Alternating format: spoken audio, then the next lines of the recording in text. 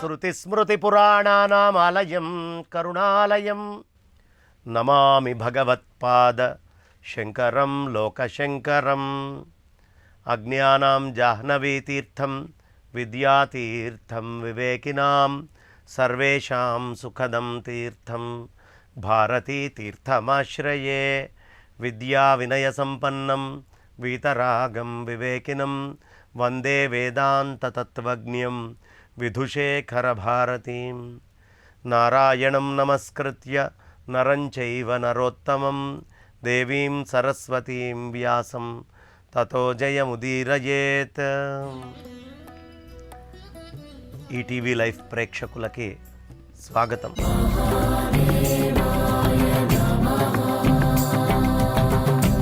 కూర్మ పురాణాంతర్గత రహస్యాలలో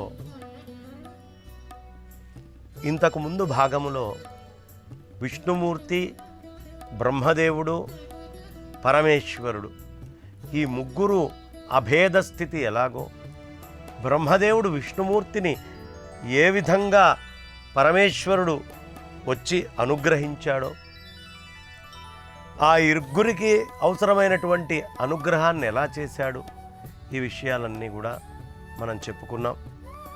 ఇవాల్టి రోజున చాలా విశేషమైనటువంటి మధుకైటభుల యొక్క వధ, ఇవన్నీ కూడా మనకి రాబోతూ ఉన్నాయి. చాలా విశేషమైనటువంటి ఘట్టము.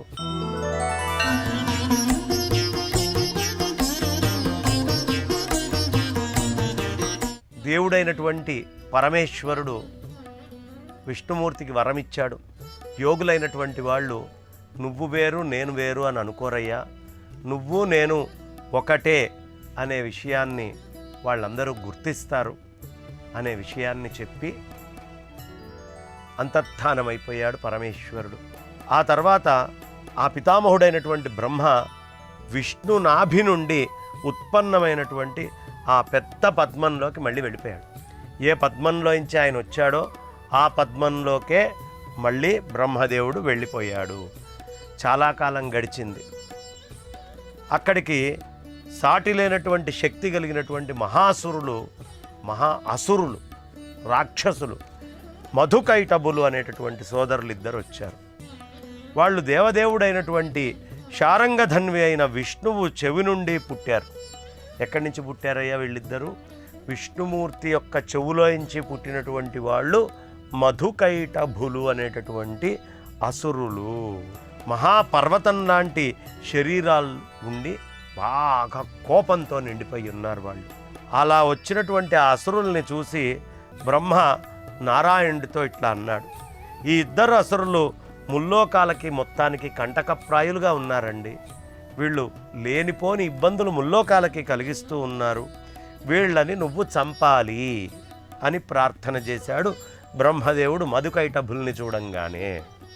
వెంటనే బ్రహ్మదేవుడి మాట విన్నారు. ప్రభు అయినటువంటి నారాయణుడు హరి వాళ్ళిద్దరిని చంపడం కోసం విష్ణు జిష్ణు అనేటటువంటి ఇద్దరిని ఆయన ఆజ్ఞాపించాడు. వెంటనే ఆయన ఆజ్ఞతో విష్ణు జిష్ణువులు ఇరువురు మధుకైటభులు బాగా మహాయుద్ధం చేయడం మొదలుపెట్టారు. అందులో విష్ణువు కైటభుణ్ణి, జిష్ణువు మధువుని సంహరించారు.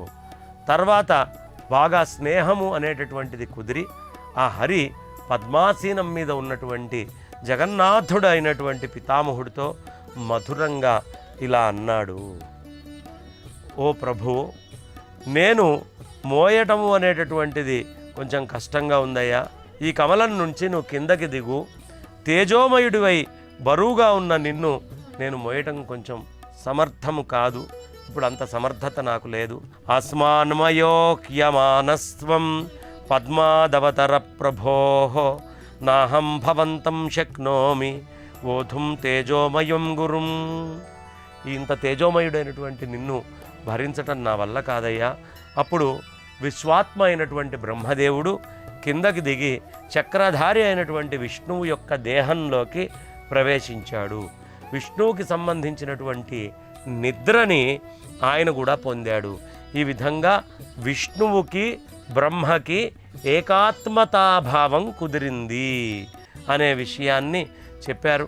అతనితో ఆ విధంగా కలిసిపోయిన తర్వాత శంఖము చక్ర గదా ధరించి నారాయణుడనే పేరు గల బ్రహ్మ నీళ్లల్లో నిద్రించడం మొదలుపెట్టాడు. ఆ తర్వాత ఎవరొచ్చారండి? నారాయణుడు అనేటటువంటి బ్రహ్మ వచ్చాడు. ఆయన నీళ్లల్లో నిద్రించడం మొదలుపెట్టాడు. ఆయన చాలా కాలం వరకు పరమాత్మకు సంబంధించినటువంటి అనాది అనంత ఆత్మస్వరూప బ్రహ్మ సంజ్ఞలు కలిగినటువంటి అద్వైత ఆనంద అనుభవాన్ని అందాడు. ఎలాంటి ఆనందాన్ని పొందాడయ్యా? అద్వైత ఆనందాన్ని పొందాడు. రెండో వస్తువు అనేటటువంటిది లేదు అనేటటువంటి ఆనందాన్ని పొందాడు. ఆ విధమైన ఆనందాన్ని అనుభవాన్ని పొందిన తర్వాత ఉదయం అయింది.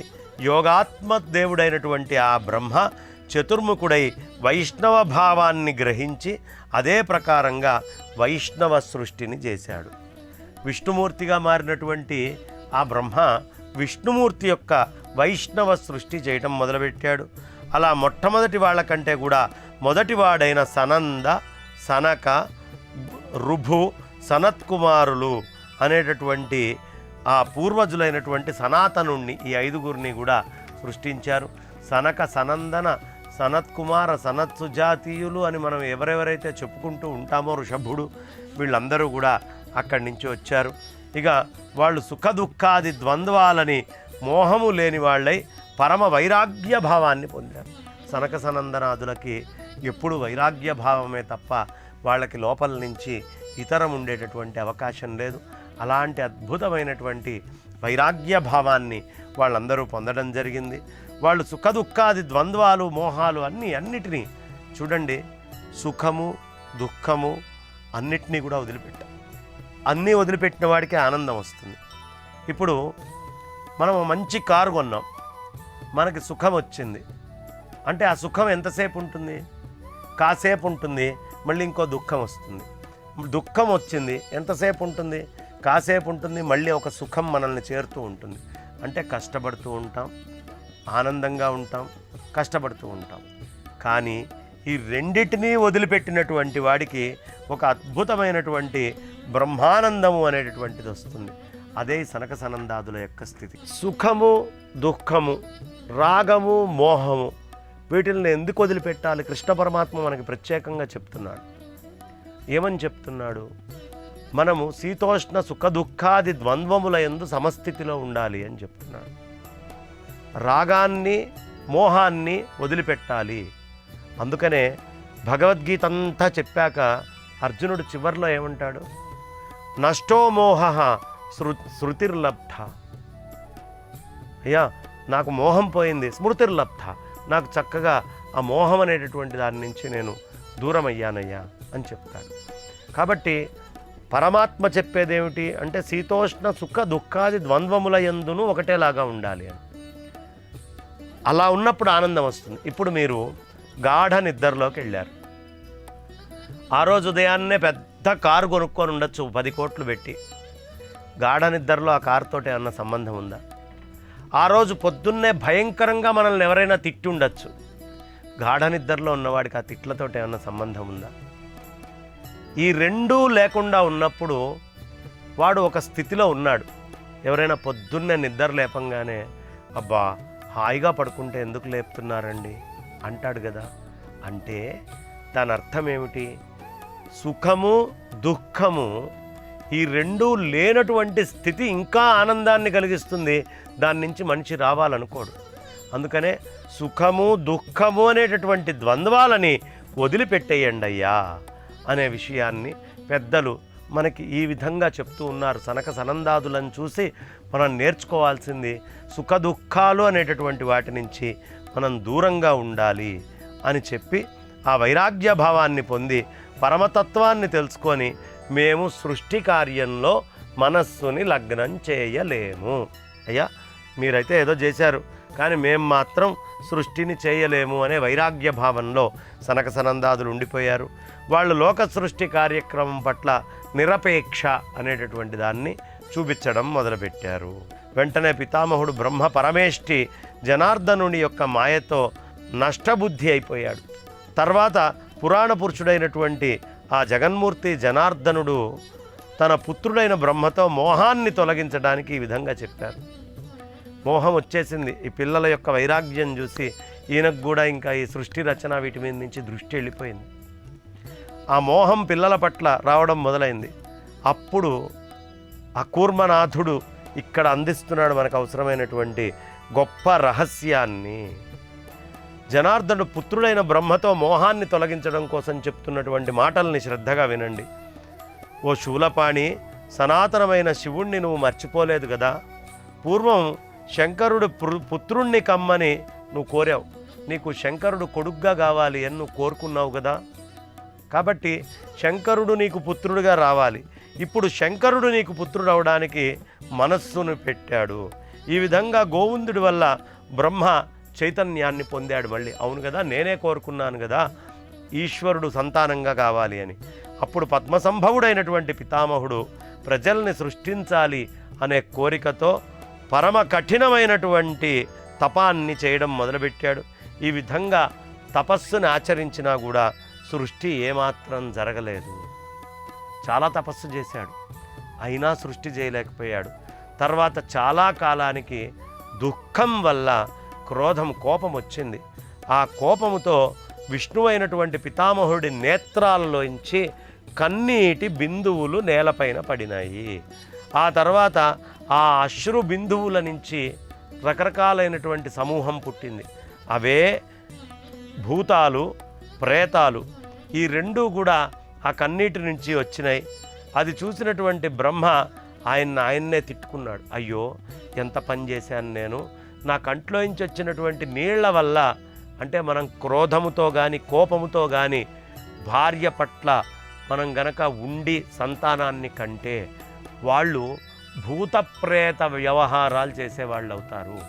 కాబట్టి భార్య భర్త యందు, భర్త భార్య యందు అధికమైనటువంటి ప్రేమతో ఒక ధర్మరక్షణ కోసం సృష్టి కార్యం చేస్తున్నాను అనుకుంటే సత్సంతానం కలుగుతారు. అలా కాకుండా భార్యాభర్తల యొక్క బంధము క్రోధాలకో, కోపాలకో, లోపల ఉండే తాపాలకో, లోపల అనేకమైన సంశయాలు ఉంచుకోనో వాళ్ళు గనక సృష్టి చేస్తే ఆ సృష్టి వాళ్ళని కూడా తినేసి ఏడిపించేటటువంటి సృష్టి అవుతుంది. కొడుకు యోగ్యుడు కాదనుకోండి, నరకం చూపిస్తాడు. భూతప్రేత వ్యవహారాలన్నీ వాడే చేస్తూ ఉంటాడు. అయితే వాడు అలా ఎందుకున్నాడు అంటే మన యొక్క చిత్తమునందో మనస్సునందో పూర్వము ఈ సంతానం కావాలి అన్నప్పుడు కామము, క్రోధము ఇట్లాంటివి మాత్రమే ఆవహించి ఉన్నప్పుడు మనకి అలాంటి సంతానం కలుగుతుంది, కష్టపెట్టేటటువంటిది. కాబట్టి అలాంటి సంతానం కలగకుండా ఉండాలి అంటే ఎప్పుడు సమబుద్ధితోటి జాగ్రత్తగా ఉండాలి, ప్రశాంతమైనటువంటి చిత్తంతో ఉండాలి. వెంటనే అక్కడ నుంచి ఈ భూతాలు, ప్రేతాలు అన్నీ వచ్చినాయి. ఇది చూసినటువంటి బ్రహ్మ ఆయనే నిందించుకున్నాడు. నిందించుకొని చాలా కోపం వచ్చిన వాడై ప్రజాపతి ఆయన ప్రాణాలు ఆయనే వదిలిపెట్టేశాడు బ్రహ్మదేవుడు. అప్పుడు ప్రాణమయుడైనటువంటి రుద్రుడు ప్రభువు యొక్క ముఖములోంచి వచ్చాడు. ఆ బ్రహ్మదేవుడి యొక్క ముఖంలోంచి రుద్రుడు వచ్చాడు. వెంటనే చెప్తారు, చూసారా రుద్రుడు బ్రహ్మదేవుడి యొక్క మొహంలోంచి వచ్చారు అని.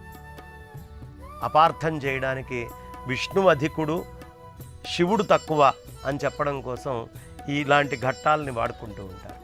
ఇప్పుడు రుద్రుడు బ్రహ్మముఖంలోంచి వచ్చాడు అనుకుందాం. మరి అప్పుడు శ్వేతవరాహం ఎక్కడి నుంచి వచ్చింది? అది కూడా బ్రహ్మ నాసికలోంచి వచ్చిందే కదా. అప్పుడు విష్ణువు అనేవాడు కూడా బ్రహ్మ కొడుకే అంటానికి వీలు లేదు.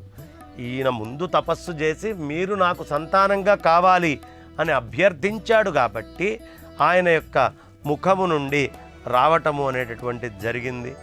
ఇక ఎలా ఉన్నాడయ్యా రుద్రుడు? ప్రభువు వచ్చినటువంటి ఆయన అంటే 1000 సూర్యుల కాంతి కలిగిన వాడు, ప్రళయ కాలాగ్ని సదృశమైనటువంటి శివుడు స్వయంగా ఉచ్చస్వరంలో ఏడవడం మొదలుపెట్టాడు. చాలా పెద్దదైనటువంటి ఏడుపు మొదలుపెట్టాడు. ఎలాంటి వాడయ్యా ఏడుస్తున్నవాడు అంటే 1000 సూర్యుల కాంతి కలిగినటువంటి వాడు, ప్రళయ కాలాగ్నితోటి సమానమైనటువంటి వాడైన వాడు ఏడుస్తూ కనిపించాడు. అప్పుడు ఏడుస్తున్నటువంటి శివుడితో బ్రహ్మ ఏడవకు అని చెప్పాడు.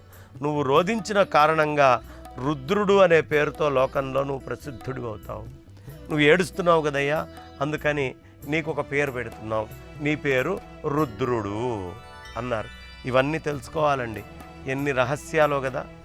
ఆయన ఎలా పుట్టాడు, ఈయన ఎక్కడి నుంచి పుట్టాడు, ఈ క్రమం ఏమిటి, ఏ విధంగా బ్రహ్మలో సంకల్పం వచ్చింది, సనక సనందన సనత్కుమార సనత్సుజాతీయ ఋషభాదులు ఏ విధంగా వచ్చారు, అదేవిధంగా ఇక్కడ మళ్ళీ రుద్రాంశలో భూత ప్రేతాలు ఎలా వచ్చినాయి, ఆ తర్వాత రుద్రుడు వచ్చాడు. ఆ రుద్రుడికి ఆ పేరు ఎందుకు వచ్చిందయ్యా పరమేశ్వరుడికి, ఆ మహాదేవుడికి అంటే పెద్దగా ఏడుస్తున్నాడు కాబట్టి రుద్రుడు అనేటటువంటి పేరు ఆయనకి వచ్చింది. ఆ బ్రహ్మ రుద్రనామంతో పాటు మరో 7 పేర్లని, ఆ పత్నులను, దీర్ఘాయులైన పుత్రువుల్ని, 8 స్థానాల్ని అక్కడ ఇవ్వటము అనేది జరిగింది. రుద్రుడి మరో 7 పేర్లు మనం ఎప్పుడూ రుద్రుడి పేర్లు చెప్పుకుంటూ ఉంటామండి.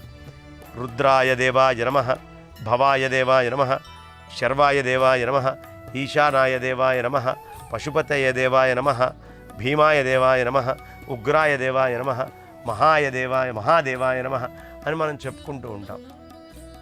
ఈ విధంగా మనం 7 నామాలతోటి ఆ పరమేశ్వరుణ్ణి పిలుస్తాము.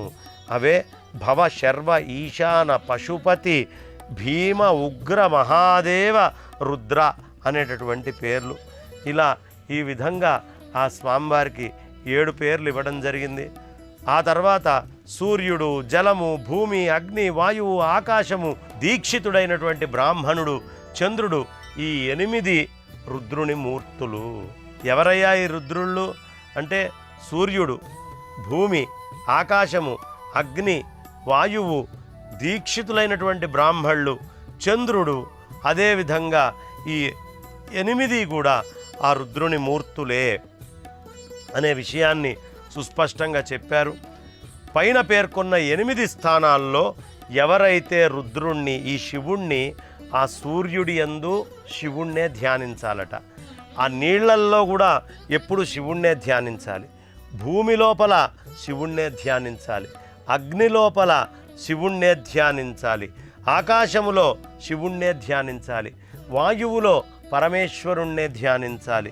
అదేవిధంగా దీక్షితుడైనటువంటి బ్రాహ్మణుడి యందు కూడా ఆయన్నే ధ్యానించాలి. ఎందుకు బ్రాహ్మడి యందు అంటే వేద శివ శివో వేద, వేదాధ్యాయీ సదాశివ, తేషమేవ సర్వప్రయత్నేన వేదమేవ సదా పఠేత్. మనకి శివుడే వేదము, వేదమే శివుడు. ఈ వేదాన్ని ఎవడు ధరిస్తాడో వాడల్లా శివుడే. అందుకని ఈ రూపంలో వేద శివ, శివో వేద, వేదాధ్యాయి సదాశివ అని చెప్తున్నారు. కాబట్టి ఆ బ్రాహ్మణుణ్ణి కూడా నా రూపంలోనే కొలవండి. ఇక పైన ఉండేటటువంటి చంద్రుణ్ణి కూడా ఈ 8 రూపాలని నా రూపంగానే భావించి గ్రహించి మీరు కొలవాలి అని పైన చెప్పినటువంటి ఈ అన్ని స్థానాల్లో ఎవరిలా ధ్యానిస్తారో, నమస్కరిస్తారో వారికి 8 మూర్తులుగా దేవుడు పరమపదాన్ని ప్రసాదిస్తాడయ్యా. ఒక్క రూపంలో కాదు, 8 మూర్తులుగా, అష్టమూర్తి రూపము అంటారు. ఈ అష్టమూర్తి రూపంలో ఆ పరమాత్మ ఈ రూపంలో కొలిచేటువంటి వాళ్ళందరినీ కూడా అనుగ్రహిస్తాడు. అయితే ఇక్కడ వస్తుందండి, సువర్చల తథైవోమా వికేశీ చ శివ తథా స్వాహా దిశశ్చ దీక్షా చ రోహిణీ చేతి పత్నయ. ఈ స్వామివారికి 8 మంది పత్నులనిచ్చాడు. ఆ 8 మంది పత్నులు ఎవరు అంటే సువర్చల, ఉమా, ఉమా అనేటటువంటి పేరు కూడా ఇక్కడే ఉంది, సువర్చల కూడా ఇక్కడే ఉంది, వికేసి అనే పేరు ఉంది, శివా అని అంటాం మనం. నమ శివాయైచ నమ శివాయ. శివ అంటే అమ్మవారు, శివ అనేటటువంటి పేరు, స్వాహ అనే పేరు, దిశ అనే పేరు, దక్ష అనేటటువంటి పేరు, ఆ దీక్ష అనే పేరు, రోహిణి, ఇన్ని పేర్లు కూడా మనకి ఆ 8 మంది పత్నులు శక్తులుగా చెప్పబడ్డారు. ఇక శనైశ్చరుడు, శుక్రుడు, లోహితాంగుడు, మనోజవుడు, స్కందుడు, సర్గుడు, సంతానుడు, బుధుడు అనేవాళ్ళు వీళ్ళకి పుట్టినటువంటి పిల్లలు. ఎవరండి వీళ్ళకి పుట్టిన వాళ్ళు? శనైశ్చరుడు, శుక్రుడు, లోహితాంగుడు, మనోజవుడు, అదేవిధంగా స్కందుడు, సద్గురు, సంతానుడు, సర్గుడు కూడా అక్కడే పుట్టాడండి, సంతానుడు, బుధుడు, ఈ 8 మంది సంతానంగా చెప్పబడ్డారు. ఈ విధంగా దేవాధిదేవుడైన భగవానుడైనటువంటి మహేశ్వరుడు సృష్టి కార్యాన్ని, కామాన్ని వదిలి వైరాగ్యాన్ని ఆశ్రయించాడు. సృష్టి కార్యాన్ని, కామాన్ని, వైరాగ్యాన్ని ఆయన కూడా వదిలిపెట్టేశాడు. ఇక మిగతా విషయాలన్నీ కూడా ఉత్తర కల్పము వచ్చేటటువంటి ఎపిసోడ్లో చక్కగా చెప్పుకుందామని చెప్తూ ఇప్పటికీ స్వస్తి. ఈ కార్యక్రమాన్ని తిరిగి చూడాలనుకుంటే www.youtube.com/@ETV Life Spiritual లో చూడవచ్చు.